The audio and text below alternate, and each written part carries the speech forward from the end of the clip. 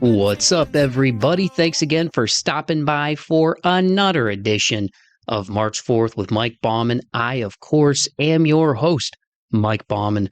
Whoever you are, wherever you are listening from, thank you so much for checking out the podcast. If you're a returning listener, I greatly appreciate your continued love and support. And if you're a brand new listener of the show, man, thank you so much for hopping aboard that pirate ship. You can follow me on Instagram at March 4th Pod. I am on YouTube at March 4th Pod. My website is march4th.podbean.com. The links to all of my stuff are in the podcast description for this episode. So if you made it here, that means you found me somehow. And I truly appreciate each and every one of you checking out another edition of the March 4th with Mike Bauman podcast. I hope that everybody's doing great, man. This is one of my favorite times of the year with March Madness. We've got the conference tourneys going on. As I'm recording the intro and close to this episode, basketball is coming down the home stretch in the NBA for playoffs. So is hockey. So I don't know if you're a sports fan like me, but this is one of my favorite times of the year, man. So just started a new workout program. So your boy's a little sore. I'm trying to get back into really good shape, man. You know, I just turned 36 recently. So it's like one of those things where it's, you know, you remember days where you were a little bit, things were less cluttered in life. You were a little lighter on your feet. You were a little bit more spry. And I just remember how great of shape I was in 2021 the first time I did the old P90X. And then I go, man, like, you know, and you see some of these folks out there. Now, granted, you know, it's comparing apples to oranges, right? Because I don't have millions of dollars to pay, you know, dietitians and nutritionists and personal trainers and stuff. And you know, I'm not auditioning to be, you know, the new villain in the next Marvel movie, right? So there's, you know, and I don't play middle linebacker for the Tennessee Titans, you know, so there's no reason for me to be, you know, shredded in $195, and just with my metabolism, what I would have to eat to even get to $195 would be insane. I digress, but you know, it's just one of those things where it's like, like I've said, you know, going into this year, I really wanted to make 2024 my best year yet. And we all kind of say that, right? But I really just wanted to focus on discipline. You know, I think that's the one thing that's really been missing is just being more disciplined, you know? And, you know, you get disciplined in your bad habits. And I'm like, no, I want to get disciplined in good habits this year, taking care of myself, being in really good shape. And yeah, I don't have the money to pay a bunch of personal trainers and do all that stuff. But you know what? I've got the Body app, you know, free plug for them on my TV.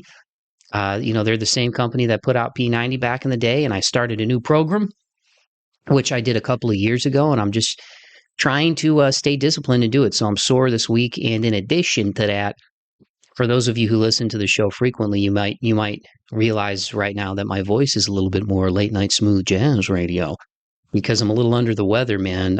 Just sinuses have been crazy. It's that time of the year, especially here in Nashville, man. We got all these trees and you're sitting in like this big gulch and all the pollen and crap. And I think just from traveling recently, going back home to Ohio and coming back, and the temperature changes, like it's 65, it's going to be 65 today. It was 20 degrees for a low, 25 degrees when I was in Ohio. And even here Monday night, I think it was like under 30 degrees was the low. So the fluctuations of temperature with your boy and the tumor I had in high school in my nasal cavity, I'm pretty susceptible. So anyway, but yeah, I hope everybody's doing good out there, man. I hope that you, you know, as we approach the end of Q1, for those of you in the financial space, as we approach the end of the first 3 months of the year, man, it's crazy that almost a quarter of a year has gone by, but I hope that everybody's 2024 is off to a good start.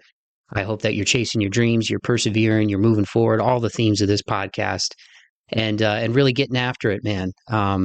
And speaking of getting after it, it's a great transition to this week's episode. This guest is one of my favorite people. We've been really great friends for a long time. I've known him since I was 10 years old, and I thought it would be cool to get him back on the podcast. He was actually on the show back in 2022. It's crazy. It's been almost 2 years, but he is none other than my good buddy, Chad Czerniak, truly a brother from another lover. Like I said, we've known each other now over 25 years, and we became closer in junior high and then in high school and in our 20s. And even though we don't see each other that much anymore because I live 500 miles away from where he lives, he's back in Ohio and I'm down here in Tennessee, and I've been down here since my late 20s. You know, we still communicate text every week, talk crap about sports and music, but on a more serious note, for those of you who didn't hear episode 1, he has been sober since January of 2021, so over 3 years now, which is awesome. And on the first episode, with the theme of the show being March 4th, persevering, moving forward, we talked about his journey to sobriety. So we talked about our upbringings, what it was like growing up Catholic, both of us being children of divorce, and kind of what led to, the rock bottom for him to, with his drug and alcohol abuse and, getting to a point where he became sober. And we touched on it. But what that journey, was like for him, and then coming out of that process and just a renewed, zest and passion and direction for life. And I think what's really cool about his journey and why I wanted to get Chad back on the show is because he's really channeled that into helping other people. His journey to sobriety wanted to make him help other people get sober and turn the course in their life too. So he actually went to school after he got sober, and he now works in addiction recovery, which I think is really awesome that he's channeled his experience into now he's one of the first people that folks who are entering that process see, and helping them on their initial path to recovery. And so I wanted to get him back on the show to talk about the second half of his journey now. The first half was what ultimately led to rock bottom and getting sober, and the initial year plus that he had been sober when we had talked, and now it's what these past few years have been like, and some of the keys to him staying sober, what he's learned about himself, things that have helped him, things that he thinks will help other people, and working in addiction recovery. So without further ado, I'm going to shut my big yapper and give you guys my conversation with my great friend, my brother from another lover, Chad Czerniak. Here it is.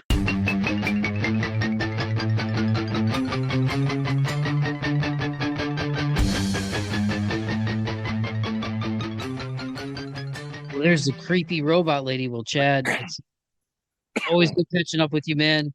Yeah. Known each other for a long time, been buddies for a long time, like brothers from other mothers, and we love and fight like brothers too, and uh, purposely sometimes I think antagonize each other just because what are friends for? but Oh my God, 100%. but yeah, man, it's crazy to think we're coming up on. Gosh, I think I met you in 1998, so 26 years when I was a bowl-cutted, sports goggles wearing CYO football player at Christ the King, and we've been friends ever since, man. And you recently hit 3 years of sobriety, so congrats, and you're doing a Thank lot of. you. The first time you came on the show was a really really great episode of the podcast. Not just in terms of numbers, but just even your story and everything you shared, man. So thanks for coming back on, and thanks for sharing all that the first time. I appreciate that. And geez, Louise, 26 years? Are you serious? Yeah, dude, we're gonna be well. Our other good buddy Dave is already 36, but we're approaching 36. So yeah, I was or maybe or 25 years. 99, or was it 98? No, it was fifth grade. So yeah, it would have been 98. So yeah, 26 years. Yeah. Yeah. Oh, yeah. I was about to say 25. That makes a massive difference. Yeah, because because he watched me start in fifth grade. So yeah, it was 10 going on 11. So that's a long time, man. It's a Yeah. really. Yeah. Yeah, no, it's crazy, and it's a testament to good friendship. A lot of people that have moved or went through things or whatever. Sometimes life just happens with college and families and all that, and we've been able to kind of all be constants. In a variety. So to even be able to do this and and hang out like we did on Christmas, that was pretty cool. Hell yeah, man. Well, and I think that's at the end of the day, right? Like you make priorities, and you make time for the people that are the most important to you, man. And our friendship is stood the test of time, and I think that's what's cool, because like any friends or family, you have your differences, but at the end of the day, that love is still that base layer. And if that's the truth and that's what it comes down to, then those people will always be around, and I think we're For both sure. life with the stuff each of us has gone through, as course, and you with your sobriety and me with my anxiety struggles and stuff. Like there's always going to be a certain level of darkness that occurs in life, but at the same time, it's how do you push through that and how do you respond to it? You know what I mean? And at Yeah. the like I think the older we get, especially after the last couple of years, and on a personal level, just the loss that's happened in both of our worlds, right? Like you're more mindful of how finite time really is, So, and I know I've said it to you before, and we said it to each other before, but not letting BS and little stuff get in the way because it's like you never know when your time is going to be up, So yeah, it's cool that we're approaching 26 years of friendship, and it's also cool because this episode is going to come out our birthday month of March, which will be cool. Uh, I think I may have told you this before, but my niece has the same birthday as you, March 21st, Aubrey. So uh I'll be damned. That's pretty cool. yeah, man. Yeah, the first time. So for people who don't know, Chad and I have been buddies for a really long time. And the first episode that he came on here with the theme of the show being perseverance and moving forward, was him talking about how he arrived at his sobriety from drugs and alcohol. And also about how that journey led him into wanting to help other people and discovering his purpose and working in addiction recovery. So I thought it'd be cool to get him back on here to talk about what that's been like over these past couple of years, because we talked, I think it was a little over a year sober in 2022, and now 2 years later, just wanted to get you back on and catch up and talk to you that that journey's been like, man. So just what has that path been like, I guess, just to start there as Yeah. far as past couple of years, man.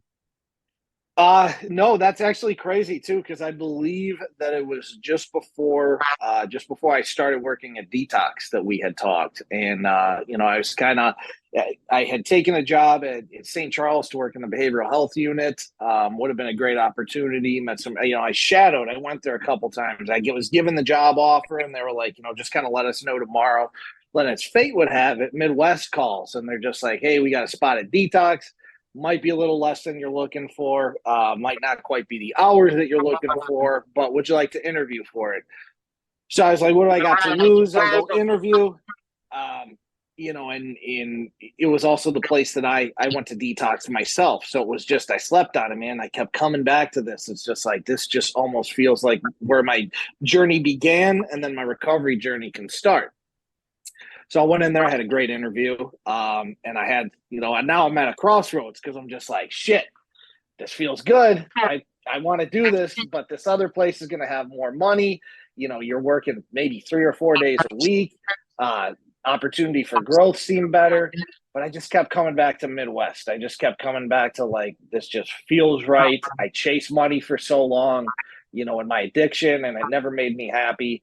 Like, I know if I find something I'm good at, which is something I believed at the time I was going to be good at, like that money, that growth, that stuff will come with hard work and not just that instant gratification that, for so long in my life I looked for. So to tell you a little bit about the journey, I started Detox. Detox is, when people detoxing, they're coming in just at the lowest point of their life, not feeling good, just feeling like absolute trash. So that was an opportunity for me to just kind of really center myself into, this is where you were, like, you are the first, you can be that voice or that reason for them to really know that recovery is possible. So I did that for about 7 months, 8 months. And then since then I've been doing intakes. So I do assessments, do UA, urinary analysis, drop people. And then I just kind of get to be that first person that sends them to detox or sends them to residential. And, just both categories are just as rewarding. It's been awesome. 2 years on my birthday, ironically, too. Oh, cool, man. Congrats. Yeah. Well, you mentioned seeing people at a low point, like you were there yourself, when you were getting sober and checking into rehab and stuff. I mean, so I think for them, uh, correct me if I'm wrong, but I think seeing somebody who has been through it and come out on the other side, I would think that would, I mean, again, I'm sure it depends on the individual and what state they're in, right? Everybody's different and how far off they are and whatnot. But seeing somebody who and knowing somebody who's been through it, like how much of your story do you get to share with them in that process? Do they get to know like, hey, I'm somebody who actually, you know, went through recovery and I've been sober for a few years now. Do you get to touch on your journey at all with them, or is it more kind of like checking them in? It's, I'll kind of gauge it based off of how the client is. If they're at a point where I think they need some kind of motivation or somebody to just kind of say, like, hey, I might not have walked your path. I might not have had the same struggles you are. But I remember sitting in this chair and I remember just needing that voice to just carry on one more day. Just keep fighting. Like the light at the end of the tunnel is so close. Like you'll start seeing it. Some ones that'll come in that just are, just there going through the motions. I'll try to just, give them some motivation to go. Others, it's just kind of hit and miss how I can gauge them. Doing it for so long, you kind of get to see who needs what, who needs more motivation, who needs less, who's kind of at that point where they're just like, I just need the support. I just need somebody to show me that they believe.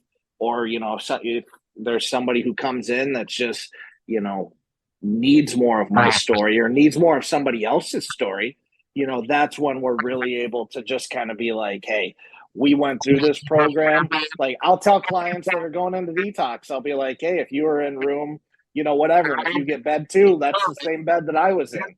Or if you get into this apartment, like, and you're, what apartment were you in? I apartment 7. I'm like, oh shit, that's the same apartment I went to. So just little motivating factors like that, because then they'll look at me or they'll look at one of the intakes or they'll look at somebody else that can have some semblance of that story, and they're like, holy shit, look at them now. Like they're working a 9 to 5, they're 9 to 6, whatever time we get off.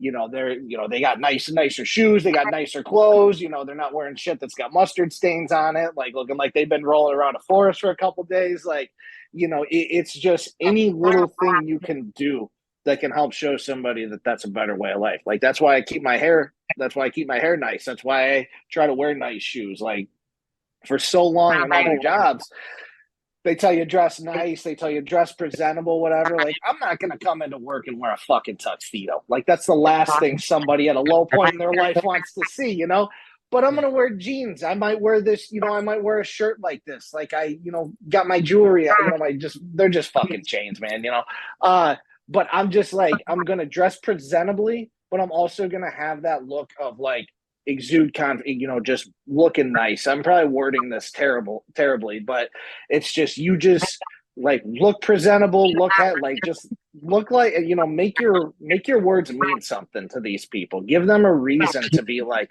shit, if they did it, if they went through the same program, if they went through the same detox, res, and housing that I can do, like, dude, that could be me one day.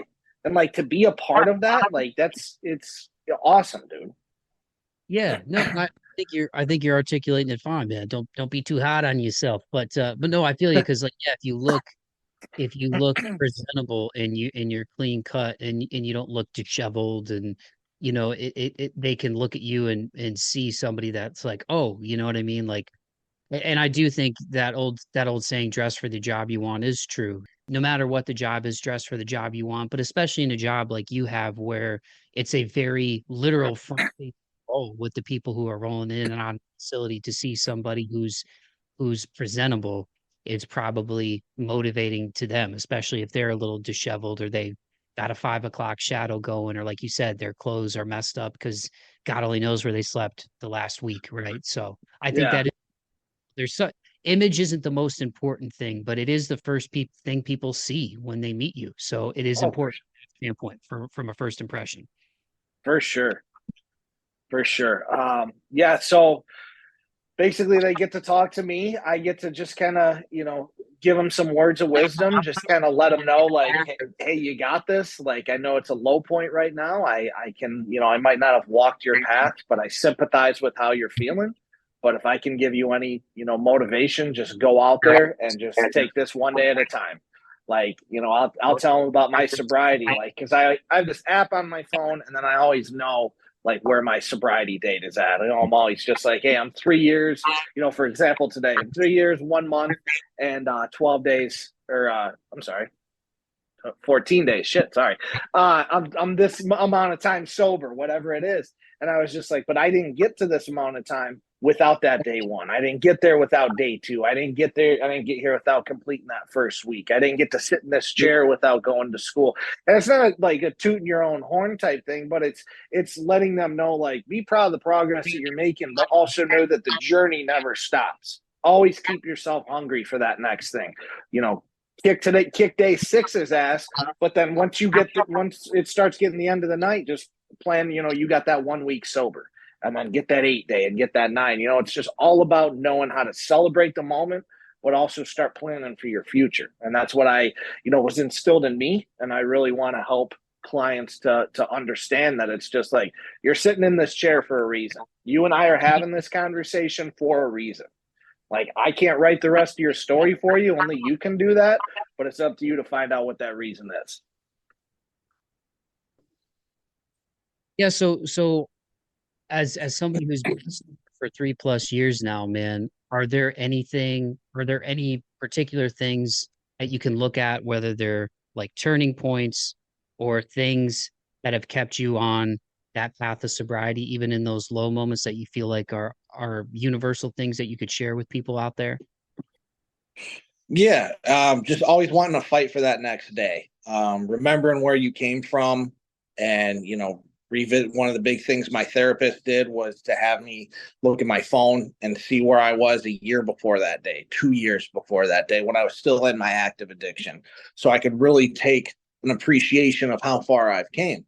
The big thing you got to remember in recovery is, just because you're feeling better doesn't mean that life's going to stop. Doesn't mean that shit day at work's going to not going to happen, or, conflict with family is going to happen. It's just all about keeping yourself in that moment and remembering why you do what you do. One thing that helps me is, in those moments of clarity that I had in my addiction, where I'd sit in bed and I'd say, tomorrow's the day I'm gonna I'm gonna get that job that I'm proud to have. I'm gonna actually have money in my bank account and not have to cross my fingers when I go to the gas station and try to get a 99-cent Arizona iced tea, hoping that my card's not going to decline. I'm going to have a place of my own. I'm going to be able to pay bills. I'm going to be able to do this, and then that next day comes and you're at a crossroads. Am I going to do all this stuff that I said I was going to do, or am I going to go get high again? And this one always wins. So for me, it's just always remembering that. And then what keeps me going, especially in this line of work, is if I'm telling clients all these things that I believe that have helped me, and then I'm at home and I'm drinking and I'm going back to the same shit that I was doing before, like, how am I giving you something to believe in when I can't even follow through with it on myself? But the biggest thing that you got to remember is these achievements, these milestones, these things don't happen if you don't take care of today. Like I said, bad days are going to happen. Great days are going to happen. But it's all about celebrating those days, being thankful for a bad day, that you're laying your head down on your pillow, or your couch, or wherever you're sleeping, and being like, I got a chance to do this again tomorrow. When you have a great day, same thing. You lay down and you're like, today was great, but how can I make tomorrow even better? It's just all about finding that balance of what you can do. Lord knows I've had plenty of crap days myself. What keeps me going is the chance to help someone the next day. Or when it's a weekend now, just like, I'm not going to lie, what's keeping me going is knowing tomorrow that I don't have to set an alarm. I get to sleep in. I get to make some eggs, maybe have some oatmeal or something. Probably do some laundry. But it's just all about keeping everything in balance, and just, living in the moment, planning for that future, but knowing that these things that you want, these things that you're planning for, don't happen if you don't take care of the now. Yeah, and I know for both of us too, and thanks again for sharing that, man. Music is a big motivator for both of us. And again, our really good buddy Dave as well. We all kind of have similar sensibilities when it comes to heavy music. We all have our favorites and the stuff that we enjoy the most. Obviously, you're rocking the All That Remains shirt right now. I'm rocking the local flavor with the mutilatred hat. Um, Okay. we've got some mutual friends in that band. Shout out Pat, who we graduated with. Also Yeah. Todd. But how much do things like that, whether it's music, sports, you know, play a role for you in terms of things to look forward to? Because I mean, music is central to why I do this podcast. It's something that I love a lot, but it's also like, I have really bad days and I can listen to, a really heavy song, whether it's like Korn or Gojira, or I can listen to, some heartbreak anthems with some of the stuff that I've dealt with the last couple of years that helped me get that stuff out of my system. Like how big has music played a role for you? Because I know you even got a new tattoo after becoming sober that has to do with music. Yeah, the tattoo, and I'll kind of try to get on this little thing. It's the album art from Let It Unfold You by Senses Fail. And this is what I saw during my addiction, and this is me constantly having a look at it. So for me, yeah, music's definitely huge. Whether it's album art like that, lyrics. I know David Draymond, when Disturbed came in here, he had a fairly I want to say long, but I want to say it was pretty powerful monologue about mental health. And, he's written some songs about that, and him and some of the band has been pretty spoken on that. So stuff like that, I appreciate. The heaviness stuff to like really motivate me, because I'm slowly but surely getting back into the gym. I had a little bit of a spare tire that I'm trying to work off. But you know what? Then there's also some other stuff. Like, I'm not really a big rap guy, but Dax has written some songs like Dear God, Dear Alcohol. The Abyss is if there was a soundtrack for my sobriety, which I may or may not be working on, that song would definitely make an appearance on there. So music's been crucial for me. Just, and not necessarily before you're listening to it, is stuff that just like revs you up, or just, really just makes you want to, and for me, heavy music and doing coke, like that kind of went hand in hand. Like, I'm ready to fucking rock. But now it's like you just really pay more attention to, that aspect of it. If you're trying to get yourself pumped up, but also lyrically too, like stuff by Lamb of God, stuff by Killswitch, Devil, stuff like that for me is just really not so much more about the beat, but it's just, really powerful lyrics that I really try to live by in some scenarios. Are there any songs in particular? And I was just about to say that. I know we've talked about that before, but yeah, you gotta share that playlist out, man, and I'll share it too. But are there any lyrics in particular that have resonated, or any songs you want for the listeners out there who might be curious? Oh boy.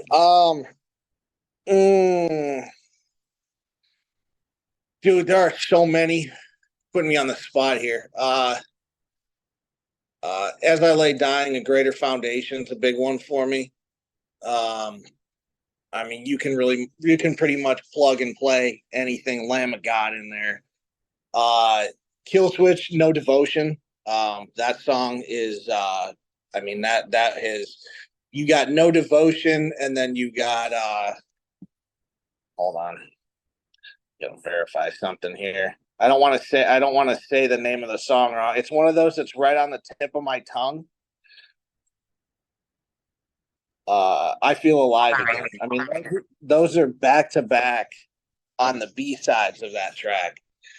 But again, man, there's so many. There's Senses Fail. Shoot, I mean, I gotta peel it out of my bag here. Like, I even have my list of stuff I've been working on. So, like, I can just read you a few of on there, like stuff like when I was in my addiction. You're looking at like Senses Fail, Hair of the Dog, Right Back at It Again, A Day to Remember, your buddy's Korn, Finally Free. I mean, My Curse, Rose of Sharon, Arms of Sorrow, all Killswitch songs. Like, dude, there's so many lyrically wise. And the biggest thing is just, you know, not, you want to find something that has its meaning, but at the same time, like, I do believe in all of our lives, like, whether you're going through your addiction, whether you're going through, or whether you haven't went through an addiction, like, certain music speaks to you. Like, maybe subliminally these words are speaking to you that you never really paid attention to, but then you kind of get into a cross. And for me, it was like, you know, once I got sober, I really started paying attention more to the lyrics than I ever had before. And it's just, you know, all the songs that I listened to before now hold an even special meaning because they've all been there with me while I went through this journey that I'm on, and have inspired me each in their own ways to get to where I'm at today and where I continue to want to, you know, grow to tomorrow. Yeah, and it's wild. And thanks for sharing that, man. Because yeah, I know the listeners too will be curious if they're like us, where there like, oh, what are some other songs or other artists I'm not aware of that could be really powerful. Yeah. But it really is Um, amazing power of music.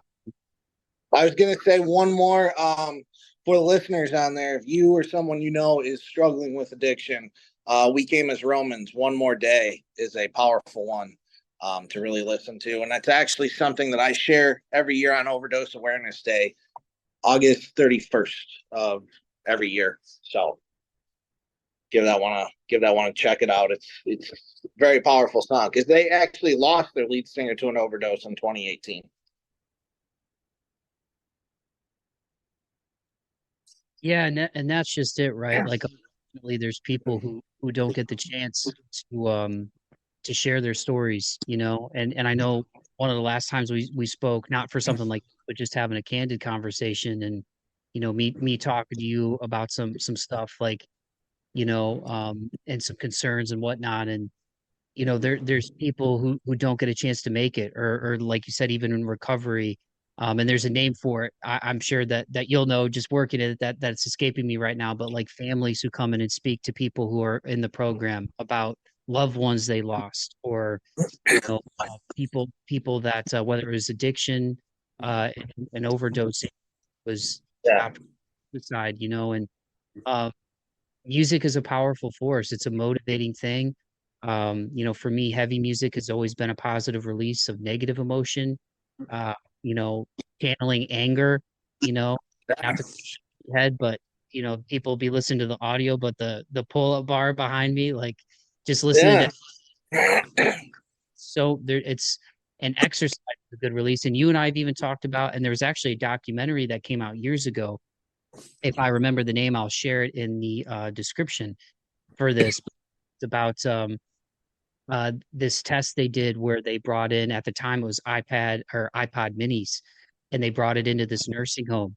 And there was, you know, people in there that could barely speak. One guy in particular who used to be a musician in the day, and he was so aphasic, and I think in early throes of definitely dementia, right?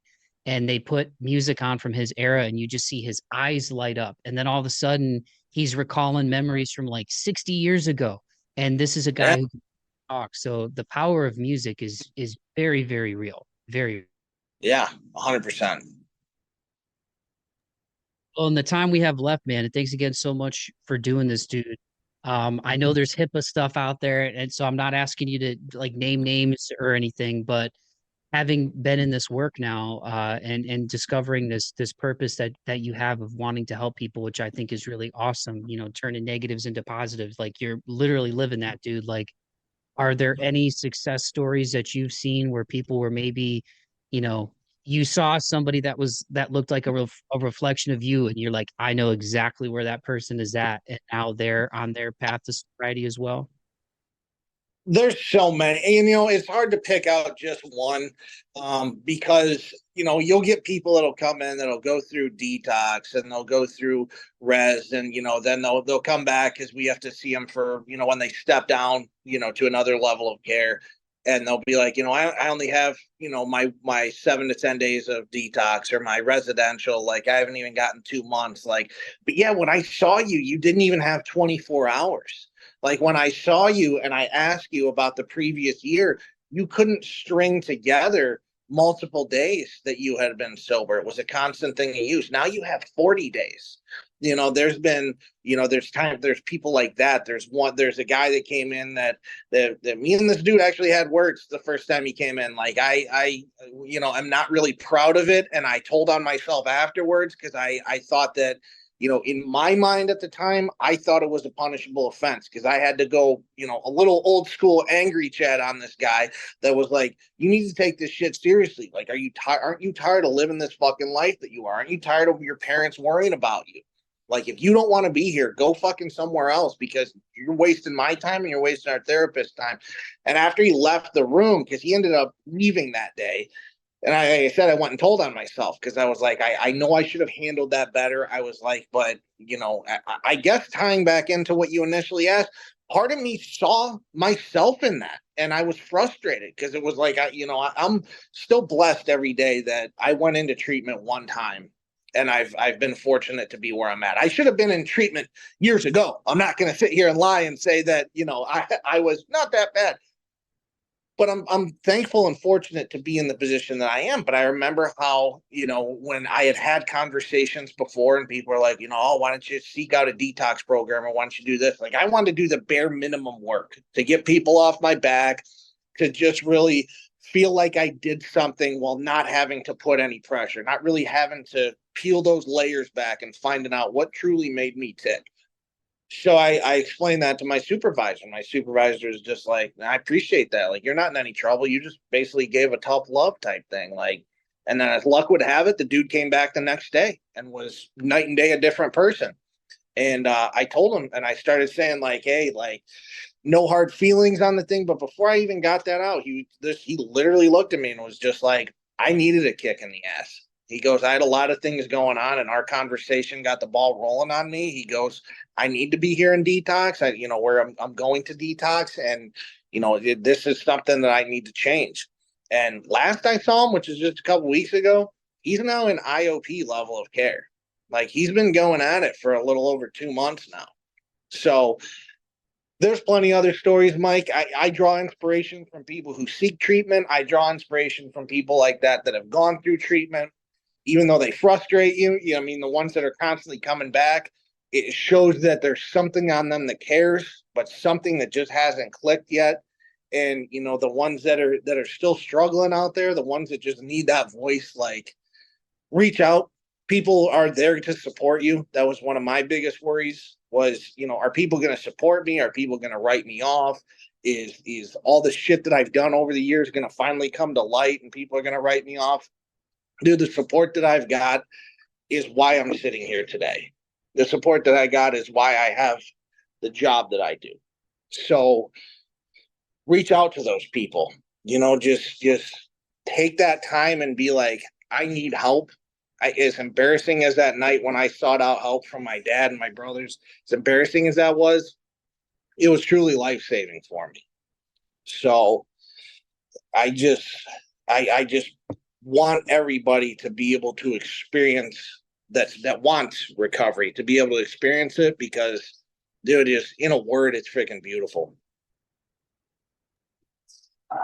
Well, I appreciate you sharing that, dude.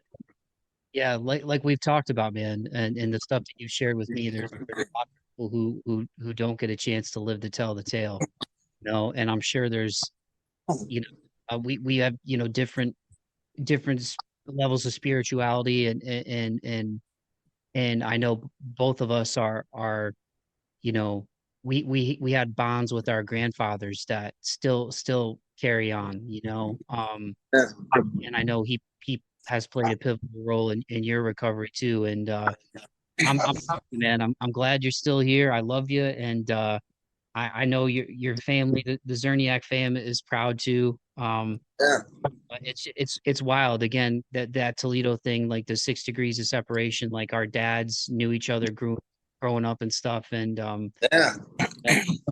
uh, all these connections, man. But I really appreciate our bond as friends, and I'm really happy about the path that you're on, dude, and especially that you're giving back. Like, I think it's important in life, not to sound preachy, but to find ways that you can help people. I think sometimes people think, in the United States, we always think about money first. Oh, I can't. but it's not about that. It's really about even time. You know what I mean? Yeah. If you can afford to donate at your company's food drive, maybe you can volunteer, or you know, and even doing little things for people every day, holding the doors for people, just having a kind heart, making somebody laugh. Like I was getting my taxes done earlier today, and the lady asked me to, okay, I need to see your license to get everything in the system, and I was like, well, that's my government alias name on that. Will that work? And when somebody's like not expecting to hear something, did you say something? She was like, and the lady at the desk, like 20 feet away, just started like laughing. And it's just like little stuff like that where it's like you connect with somebody more than just like a task, and you leave like a Yeah. positive mind. And you've always had a really good sense of humor. And Yeah. and both of us, our senses of humor range from like really dark to really, really goofy. And Oh, yeah. and it's important in the process. Long way of me saying, man, I'm really glad you're still here, and I'm glad you're on that path to recovery. And I guess just to put a button on this thing, man, I mean, obviously you're based in Toledo with Midwest, but are there any resources top of mind that you could think of that you would like me to share, or any closing messages that you want to leave people with? I want to leave, just reach out. I mean, we're also technology based anymore, so uh it's just a quick Google search of detoxes, Toledo, Ohio, or detoxes, Tennessee. You're Andersonville, is it? Andersonville. Dave always jokes Anderson. about he always jokes with me and says West Chesterton Fieldville or whatever from Miss Leeds. But yeah, it's Yeah. Bill, Tennessee. Yeah. Yeah, I mean, just Google those, search, reach out. Like, you can always talk to somebody about these kind of things. There's help numbers out. And what I found is a lot of it, somebody knows somebody who knows somebody type thing. Just don't hesitate to reach out. Don't hesitate to ask these questions. Don't hesitate to, if there's something on your mind, like you can Google, being, whatever search engine you want to use. As far as a treatment center, like, there are ones that, obviously I'm at Midwest, but, we're not really rivals because we're all doing the same fight. Like I would recommend Racing for Recovery. I'd recommend Team Recovery. I'd recommend Zeph Center. I'd recommend UTMC, like, Arrowhead. They're all doing the same thing. They're trying to help people. And that's why I got into this, not to be a rival. Like I want to see them I want to see them get help through me. I love to be that person. But at the same time, if they can go to a racing, if they can go to Zeph or, any of the other ones I mentioned, and they seek a better life, everybody wins. Nobody loses in that end. But it's just all about wanting that help. It's all about knowing that I'm tired of living this life. I know I seek better for myself. I know others seek better for me. Like I want to take a stand right now and start living the life that I envisioned when I was a kid. You know.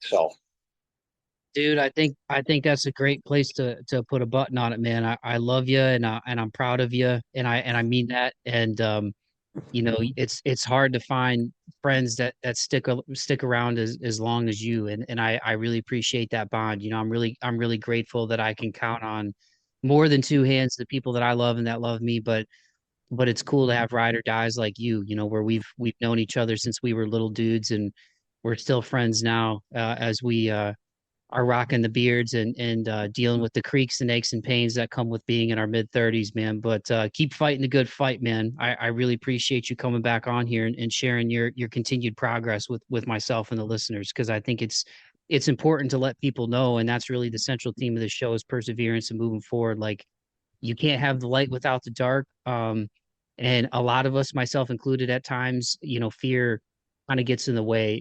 And there's kind of a literal metaphorical thing there of fearing the darkness, but the darkness can kind of teach us ourselves. And in a lot of ways, that darkness can kind of make us better if we're fortunate enough and have the wherewithal internally to push through it, and in addition to having motivating things like family, friends that we can count on, music, and all of those things go into making us who we are, man. So I'm really proud of you.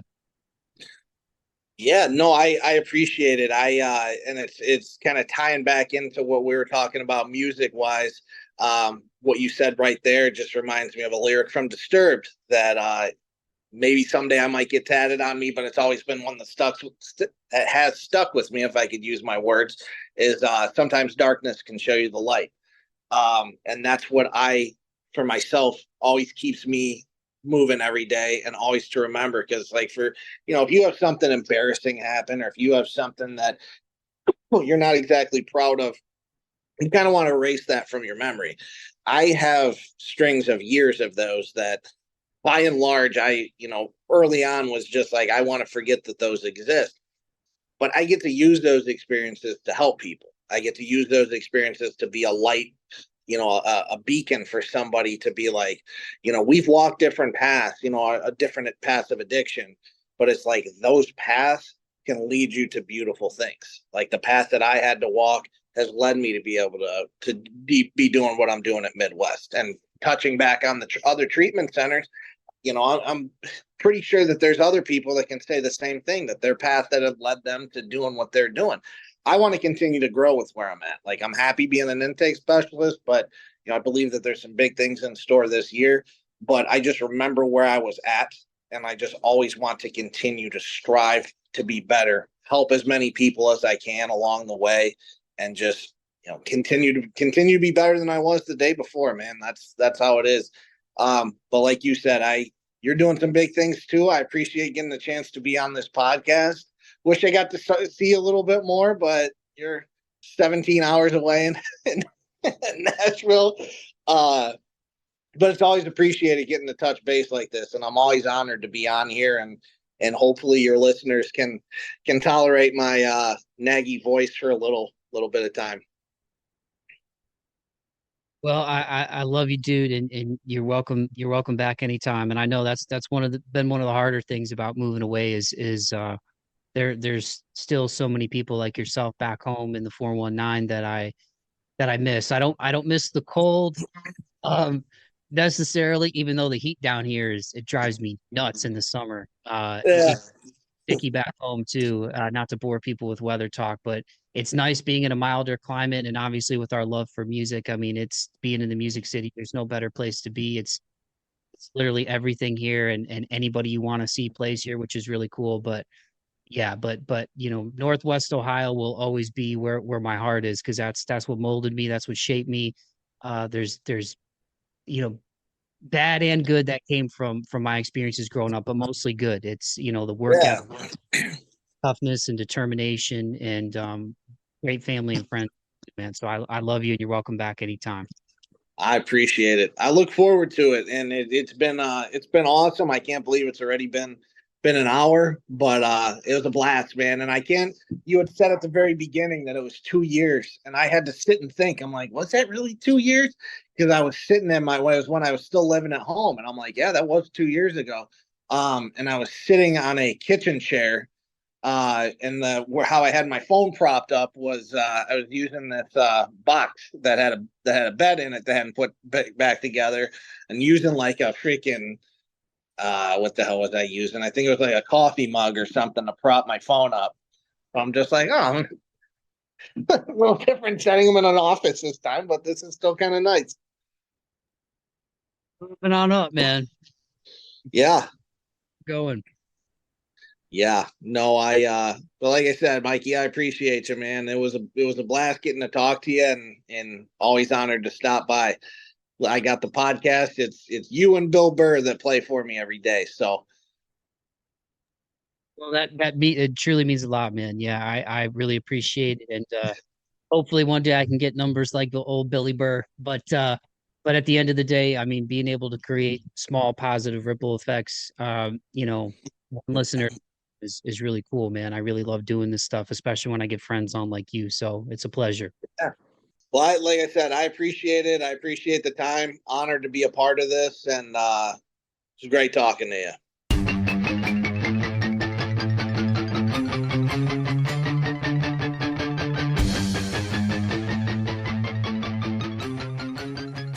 Alrighty, dighty, there you have it. That was my conversation with my good buddy Chad Czerniak.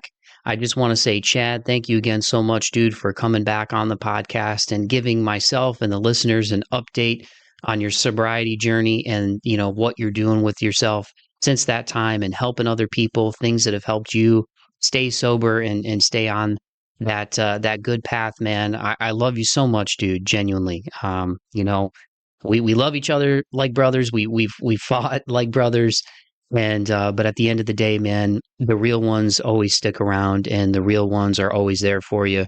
And no matter what ups and downs, each of us on our own have gone through in our lives, in our personal lives, and what we've gone through in our ups and downs in our friendship, it always comes back to brotherhood, man. And I truly love you like a brother from another lover, and I mean it. And I'm really proud of you, man. I'm really proud of this journey that you've been on. And again, I think the fact that you have translated what you went through in a positive way, and that you want to help other people, and you've been on that journey in addiction recovery and working in addiction recovery with people coming into detox and whatnot.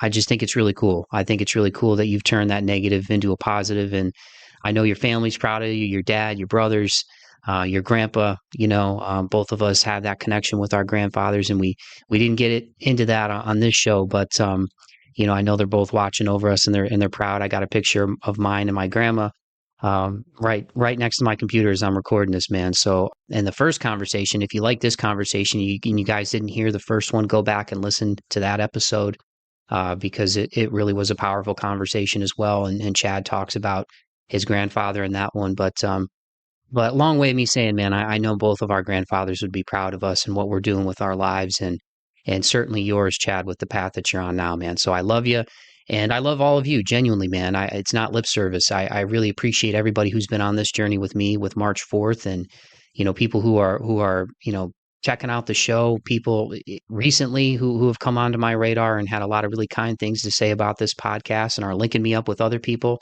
I'm just really grateful, man, for all the love that I've been receiving as well. And if you did like the conversation that you just heard, and you are new to this pirate ship, if you would be so kind, go on to Apple, leave a rating and review.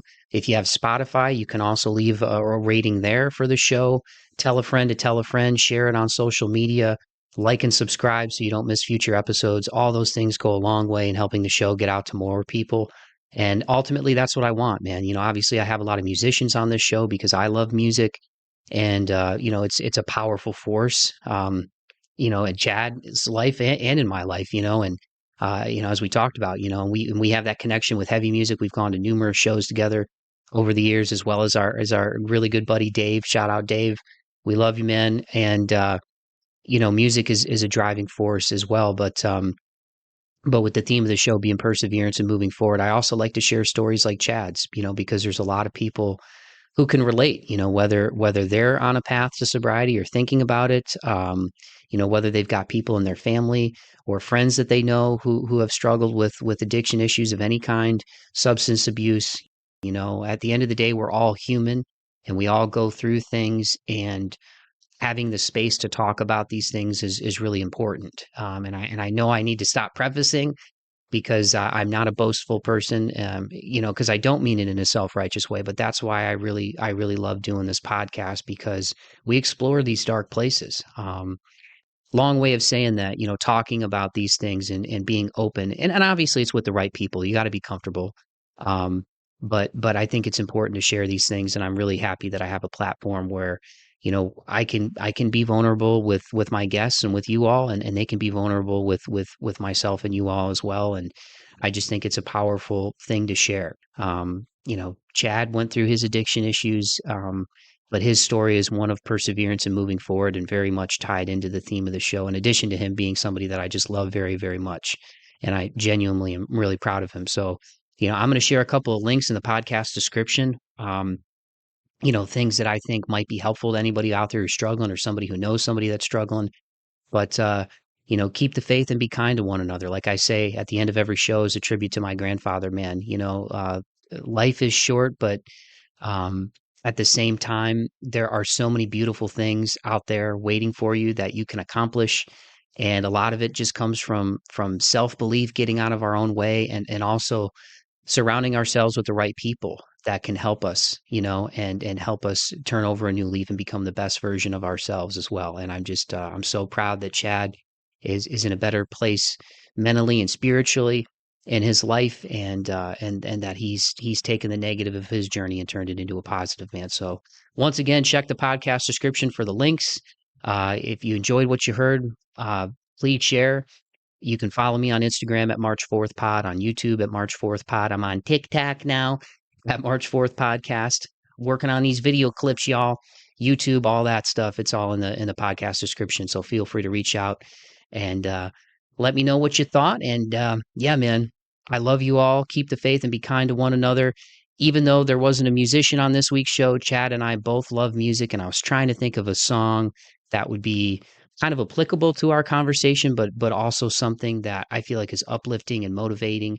And we both love heavy music, so it's something that's a little bit heavier, but it's very motivating lyrically. So this week's tune is actually from a band that were heavy hitters in the local music scene where I'm from in Northwest Ohio for a really long time. Their new band is Star Sleeper. Definitely go check them out.